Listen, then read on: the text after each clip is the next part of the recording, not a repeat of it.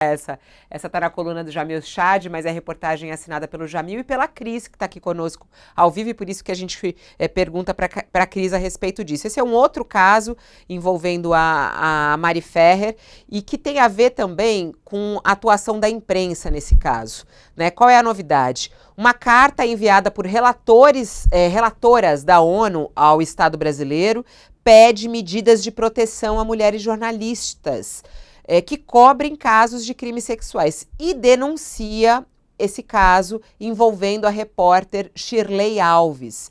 Para essas relatoras da ONU, os processos de difamação contra a jornalista precisam ser anulados. O que aconteceu? A Shirley foi condenada em primeira instância a 1 ano de prisão em regime aberto e R$ 400 mil de multa por uma reportagem que foi publicada em 2020 no Intercept, que denunciou as humilhações sofridas no tribunal pela modelo e influenciadora Mariana Ferrer, que fez a denúncia, né?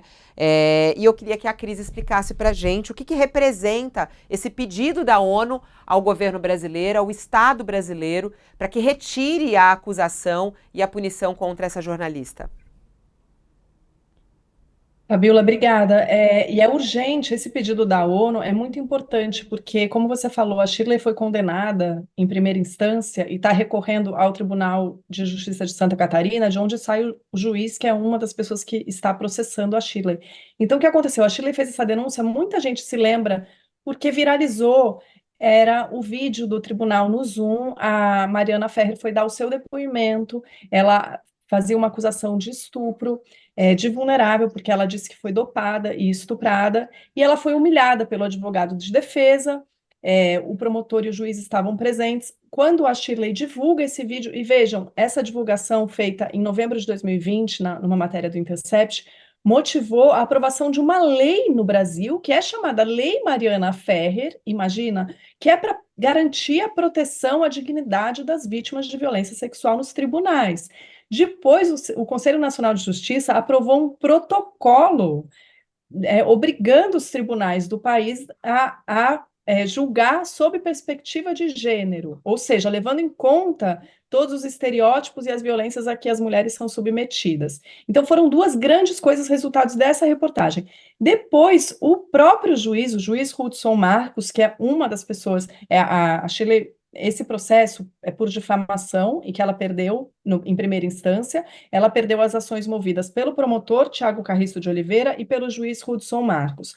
O mesmo juiz que foi advertido, punido oficialmente pelo Conselho Nacional de Justiça pela condução do caso, daquela audiência, que foi denunciada pela Shirley. Então, quer dizer, a repórter faz uma Fred, se reportagem que quiser tem liberar, fica imenso tranquilo, resultado, tá? imenso impacto nacional, com lei, protocolo e advertência ao juiz, e nada é revisto. Essa vítima está ali em última instância recorrendo porque o acusado foi absolvido. A repórter, que é a mensageira, que fez uma denúncia super importante, sofre essa intimidação tamanha, e aí a gente precisa da ONU de uma carta, porque várias organizações da sociedade civil, nacionais e internacionais, se manifestaram dizendo isso é intimidação, porque a gente que cobre, e eu sou uma delas, sou colega, afinal também cubro crimes sexuais, a gente fica intimidada, né, Fabiola? Em última instância, eles estão tentando silenciar nós todas, porque o recado é: se você denunciar um homem poderoso, você vai tomar essa. A gente estava falando disso agora há pouco, né? Como os homens poderosos costumam se safar das denúncias. Então, é muito delicado. O trabalho que a Shirley Alves faz é muito sério e a gente tem que.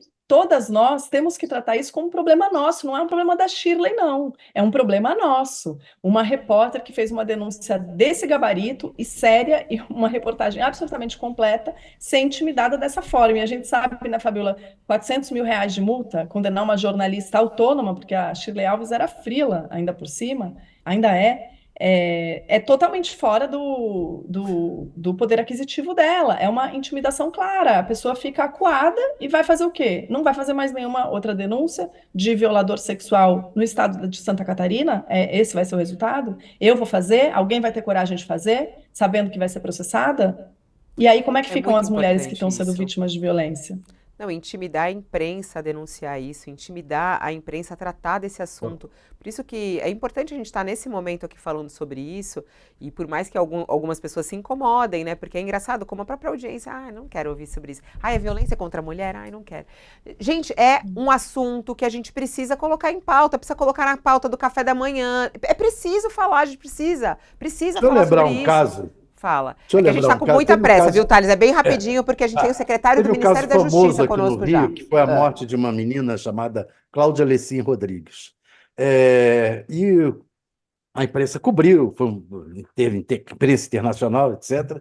E sabe quem foi o único culpado, o único condenado no É. processo?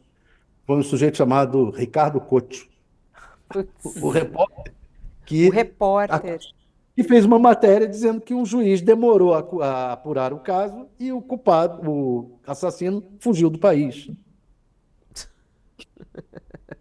Contra juízes é perigoso, é muito perigoso. É muito grave ser perigoso a gente, né, denunciar, fazer jornalismo sério. É muito grave, porque aí eles podem fazer o que eles quiserem, realmente, então.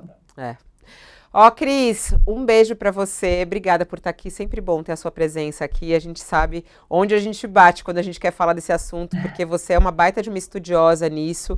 E a gente sabe o quanto você trata disso com delicadeza, cuidado. Toda vez que você fala, sempre vem alguém falar comigo. Nossa, que bom ouvir a Cris. Você, eu acho que ajuda as mulheres, ajuda principalmente os homens a entenderem essa questão. Você fala com delicadeza, com cuidado, isso é fundamental.